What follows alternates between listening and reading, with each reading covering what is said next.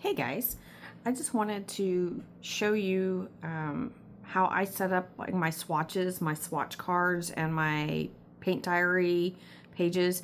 I did go back to Blick and get a few more of the Sennelier colors because I do like them. I did not did not swatch them already in a separate video for you guys, so you'll be seeing the new with the old on this one. First, I set up, I don't have any type of rhyme or reason on my pages. It's mostly how I get them, like the order I get them. As you can see, I kind of spilled over on this, and I had to go on to another page for my reds and pinks. That's fine. For my swatch cards, so these are, I believe, 2.5 by 3, if I remember correctly. I just take some big sheets of paper that I'm not super keen on painting on. In this case, it's that Stonehenge paper that you guys have heard me complain about multiple times. I just don't like it, so I use it mostly for the swatch cards now. So when I set up my swatch cards, I put my brand, because we all know that just because it says a name doesn't mean it's the same across the board. They can vary heavily by brand. So in this case, these are all Senneliers. The name of the color, the pigment that it is, if it's warm or cool. I can't always tell initially at first glance. I am slightly red-green colorblind, so it causes me a little problem. I want the light fast notation. I want to know if it's staining or not, and sometimes I look at that and decide as I go, basically. The granulation, if it's transparent, semi-transparent, or opaque. And I also note if it's toxic or non-toxic.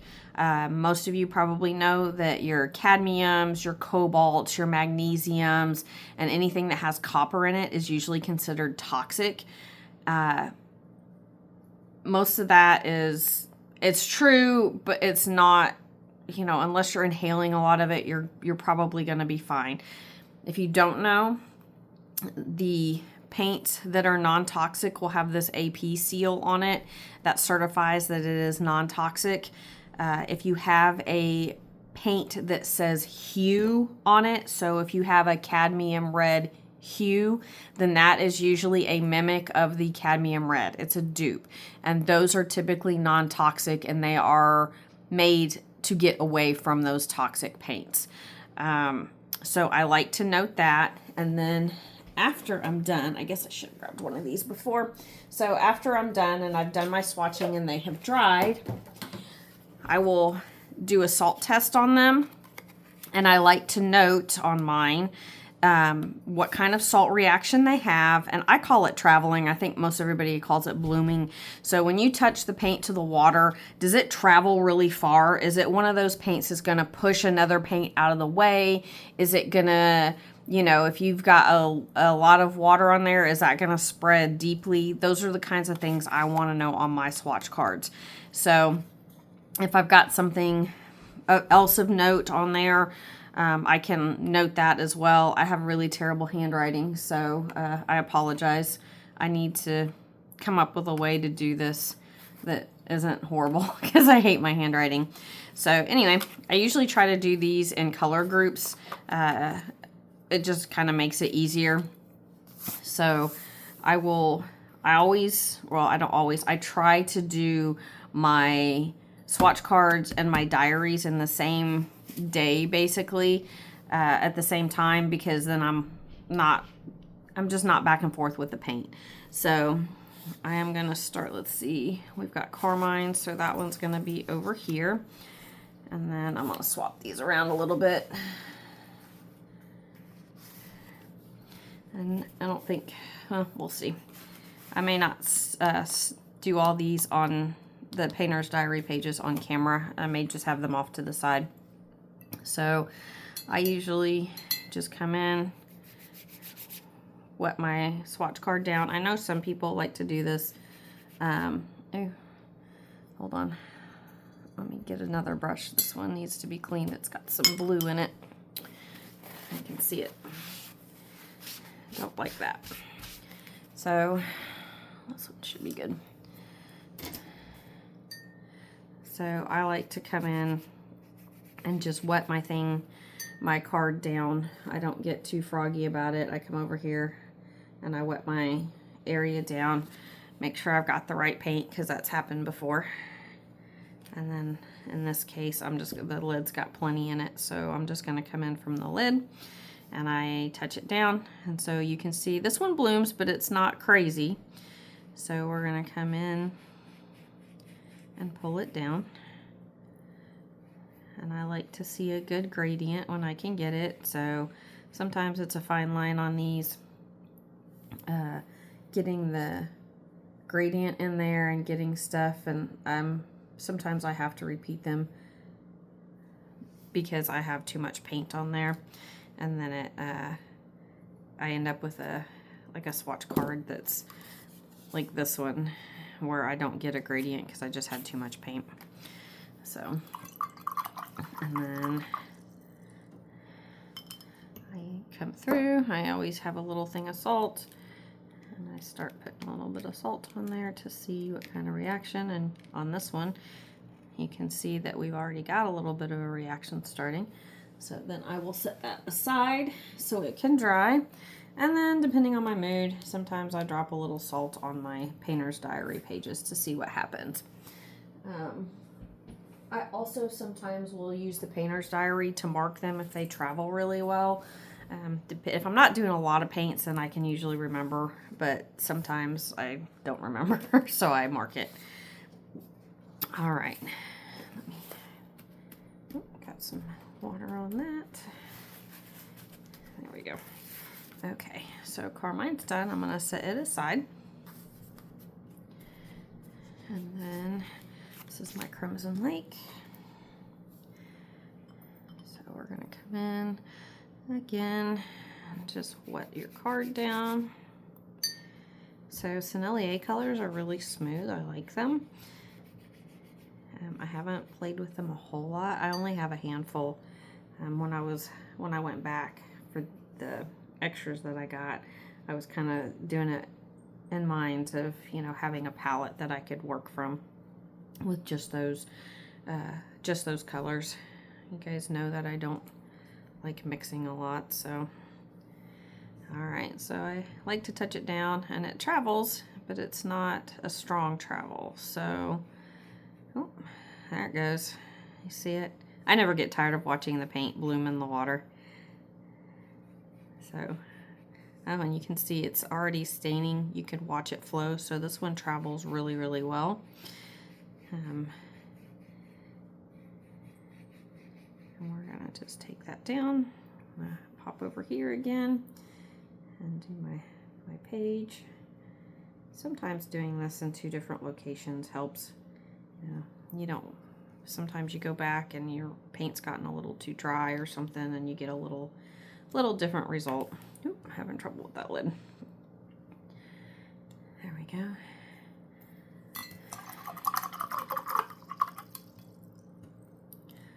Move my salt down so I don't get water in it. Oh, this one's going to have a decent salt reaction too, as you can see straight away. So hopefully the camera will focus on that. So when you pull it to the side, if you look down, you can see how it's already pulled the water up. So we'll see if it just pulls water or if it pulls pigment. Set that aside, and then got too much stuff sitting here. Double check. Yep, this is my Rose Dory. Come back through, and I did. So I mentioned last time the Rose Dory. This is the Winsor Newton one, and it's a very different color.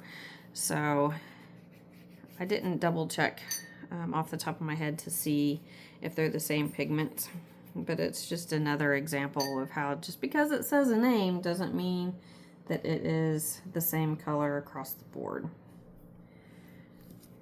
But this is also why I do actually like to know about pigments. I know some people don't, and that's fine. But I do like to know because I just feel like it helps me when I look at paints to be like, oh, well, this is just phthalo blue, or this is just this color. I don't have them all memorized or anything. I have some of them that I know off the top of my head, but I do have to look a lot of them up. All right.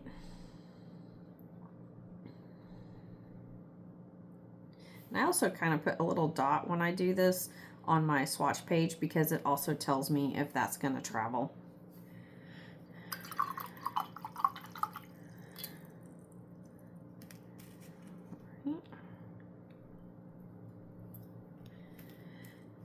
Come through like that. I'll stick a piece there, and then we put this aside. So I do find swatching useful. I also find it soothing. So I'm one of those people that sometimes if I don't really have it in me to paint that day or something, but I want to put paint down, I will find something to swatch. I know that sounds silly, but like I said, it kind of relaxes my brain and I find it soothing. So always come in with your clean water on here. You don't want to use dirty water because it can affect your color, and you want to get as true a color as you can.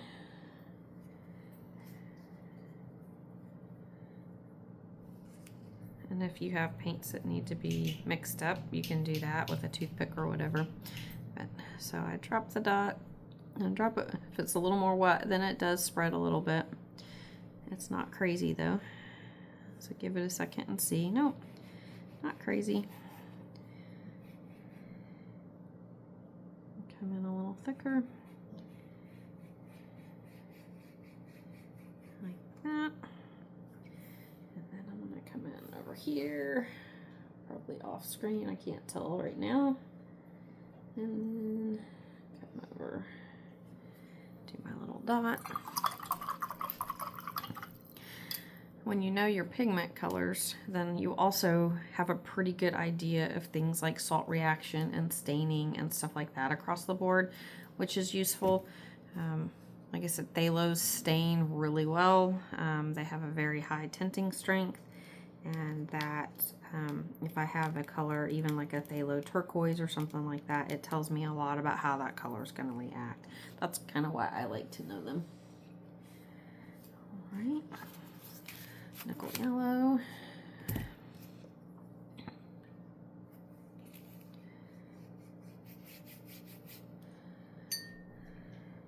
Sometimes it's hard to make sure that you've got, you know, that you're doing these in all the same wetness and that kind of thing, because if you're like me, it's easy to get distracted, or you've got a dog that's, you know, causing problems, because that would never happen around here, that kind of thing. So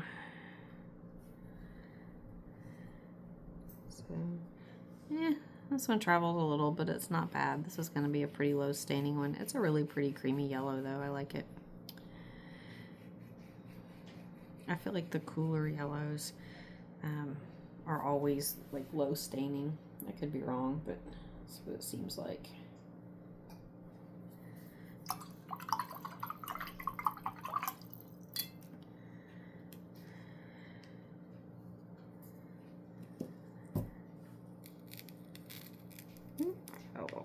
There. That one's already having a salt reaction, so we'll see what that looks like in a moment. And then I'll set that one aside. And drop a little bit of salt on that. I'll set this page aside.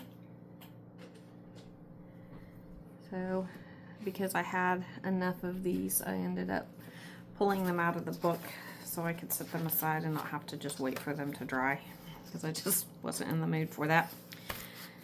And that's okay. All right. So here's my cad green light. Yep, cad green light. So I don't know if I've ever seen a cadmium green before. Before I got this color.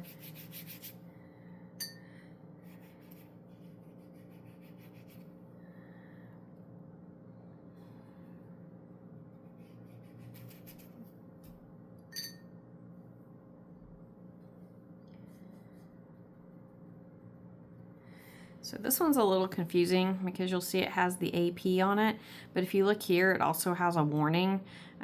Just the name cadmium alone tells me that it's considered toxic.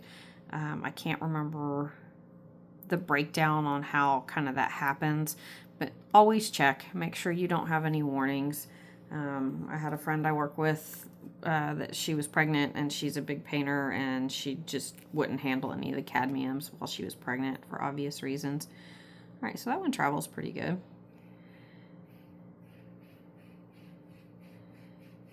This is a very, very vivid green. I would call this like Kelly green, I guess.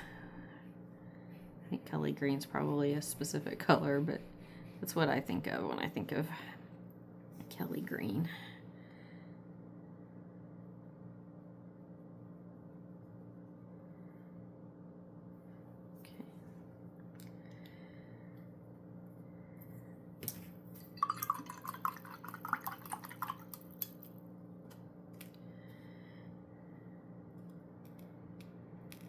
So the CADs usually react pretty good with salt, and it looks like we are getting a reaction. Sometimes it looks good initially, and then it doesn't really go far. So we'll see if that's the case. I don't know yet. All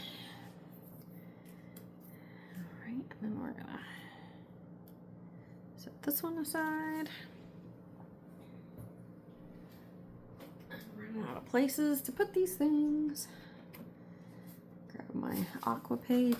So when I set up my stuff, I separated my aqua turquoises apart because I just had so many. And a lot of times I would do them and be like, oh, is this more green? Is this more blue? And I got tired of trying to decide. So now I just separate those out, and that works. Okay, so this is my phthalo turquoise.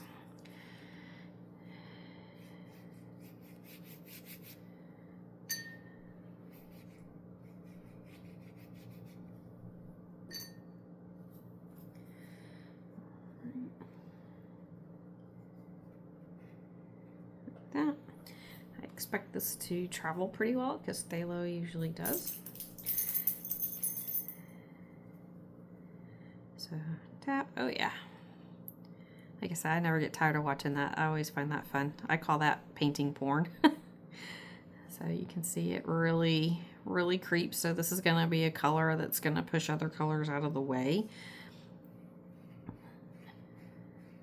And there's nothing wrong with that, but it's helpful to know if that's going to happen, because you know that if you lay this color down, you're going to have to be mindful of the other colors around it. I got that on a little thick, but that's okay. There we go. My little dot.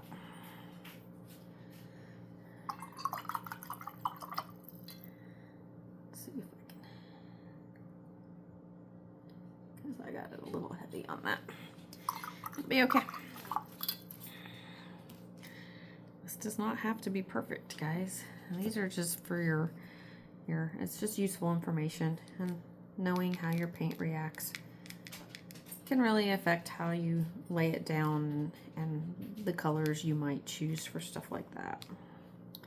So phthalo usually has a okay salt reaction, so I won't be surprised on that. That's a little wet now, so we'll see. And we'll set that aside.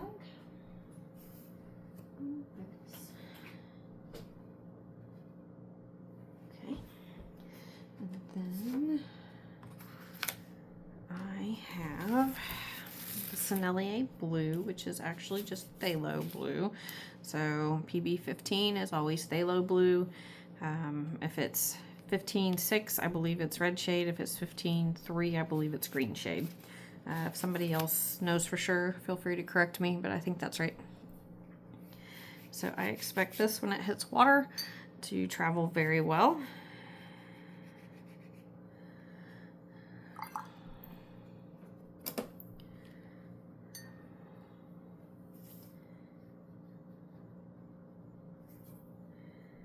My water's starting to get dirty. So, yep. Yeah, see, it doesn't take much of the phthalo. It's very staining, very high tinting strength. And you can see just that one little tap sent it. I mean, it's almost halfway down my card by now. So,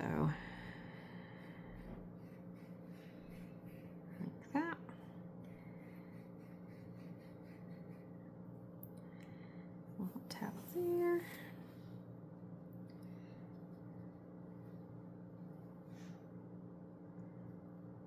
Now I will say that for the most part, while colors are not the same across the board, like Rose Story is not the same by brand, I have found things like Phthalo is just Phthalo blue. So, you know, if you've got one Phthalo blue, you have them all kind of thing. I actually didn't pay enough attention when I picked this to realize that it was just a Phthalo. I know Winsor Newton, it does the same thing where they'll call something Windsor or whatever, and it's usually known by another name for other places.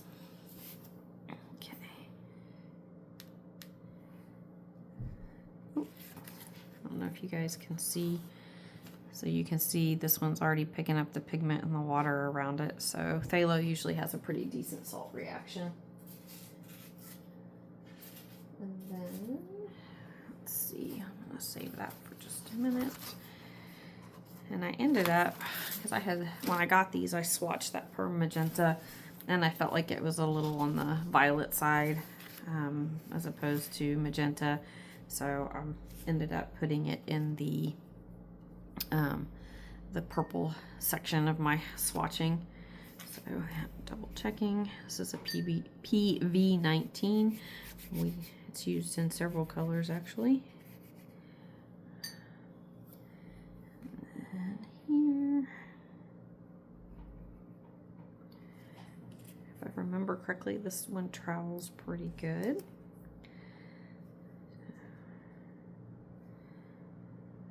Not bad.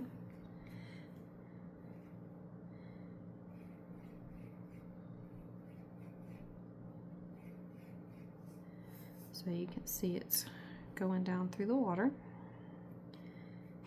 Get a little more, and then I'll start pulling it down.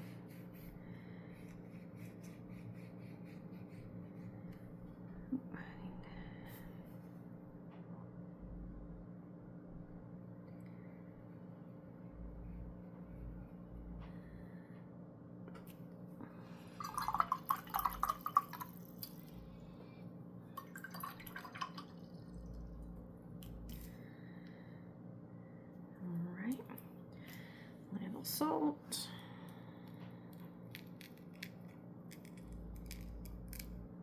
So a lot of times the amount of water you have mixed with your pigment will really affect your salt reaction. So I try to keep these kind of at the same level of dampness, but it's really hard. So that's why I do like to drop a couple here, because sometimes my card got a little dry and it doesn't really show it, and then I'll do it here and it completely, you know, just inhales the color, and then I know, hey, this is gonna be a color that does actually truly have a good salt reaction.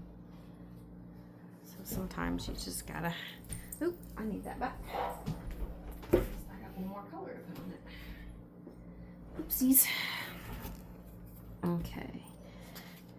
And this is the Cobalt Violet Deep Hue.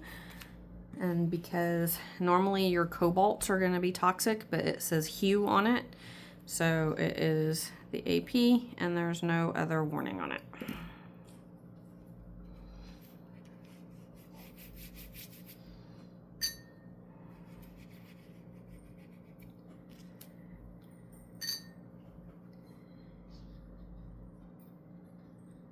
So sometimes if I've got a lot of colors, I kind of make a day of this. Sit down, and when I decided I wanted to do swatch cards, I did that. I already had a lot of paint, and I did a whole big thing of it.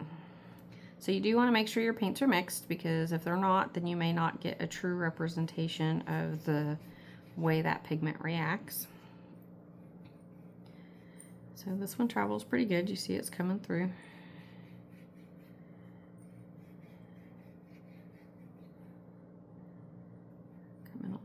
Up here, and then come over here. My dogs are outside playing. I've got the window open. We finally got a nice day. It's been really cold, and that may be the last nice day for a while, so they are out in the yard enjoying the warmer weather. All right, and That's going to have a nice salt reaction. You can already see it happening. Okay. Now I can put this aside. Almost done.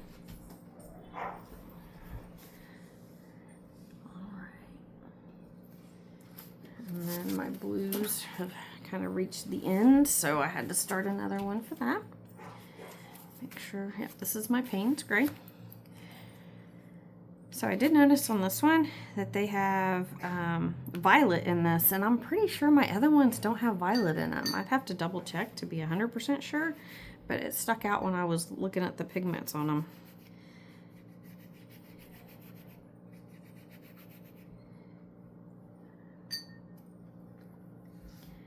If I remember correctly, Payne's Gray usually has a salt reaction.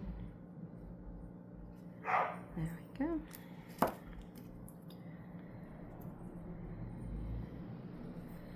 And let's come in, tap. Oh, oh. See that spreading? Oh yeah, see how that really goes. So this one travels very well.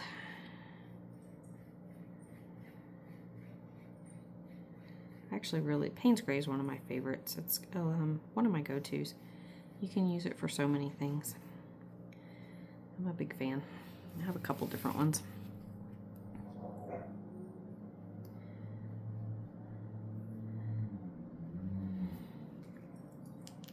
There we go.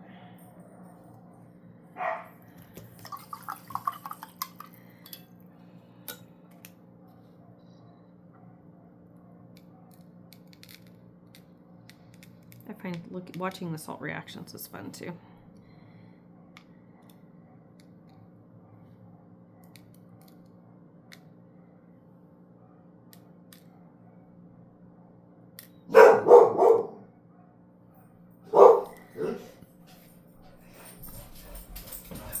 There's another dog barking outside, so of course mine are gonna go nuts now. Yes, they are. Crazy dogs. Alright, and our last one is the burnt umber. Getting pretty far on this one. So I'm going to be starting a new one soon. Alright, yep, burnt umber.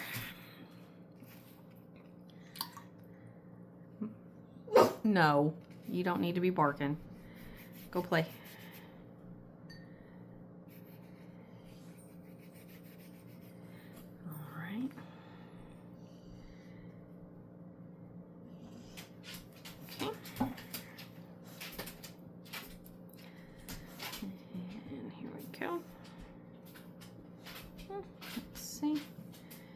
So it travels. It's not super fast, but it does move.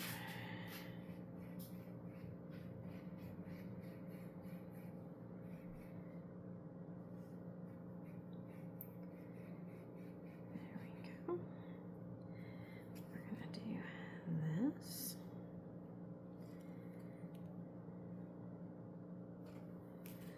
All right.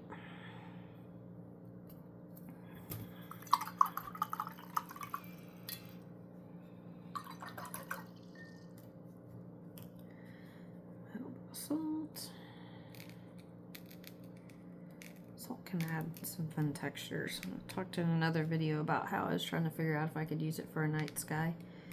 And that didn't really work the way I wanted it to, but salt can definitely produce some really fun effects and fun looks. So, okay. And I did not swatch the orange lake that the Chinese orange that I got from Sennelier that you guys saw, because I had already done that when I bought it the first time.